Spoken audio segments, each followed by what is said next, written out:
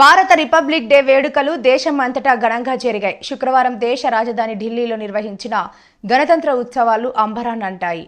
కర్తవ్య పథ్లో భారత రాష్ట్రపతి ద్రౌపది ముర్ము జాతీయ పతాకాన్ని ఆవిష్కరించారు. ఈ గణతంత్ర వేడుకలకు ఫ్రాన్స్ అధ్యక్షుడు ఎమాన్యుయల్ మక్రాన్ ముఖ్య అతిథిగా హాజరయ్యారు. ఉపరాష్ట్రపతి జగదీప్ ధన్కర్, ప్రధాని నరేంద్ర మోదీ, కేంద్ర మంత్రులు తదితరులు ఈ గణతంత్ర వేడుకల్లో పాల్గొన్నారు.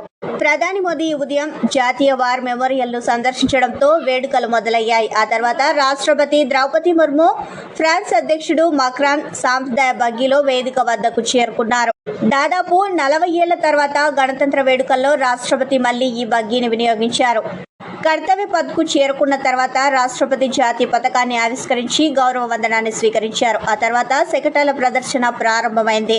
ఆ తర్వాత జరిగిన పెరేడ్, ఇతర సాంస్కృతిక కార్యక్రమాలు అలరించాయి. ఈసారి జాతీయ మహిళా శక్తితో పాటు ప్రజాస్వామిక విలువలు ప్రతిబింబించేలా వేడుకలు నిర్వహించారు.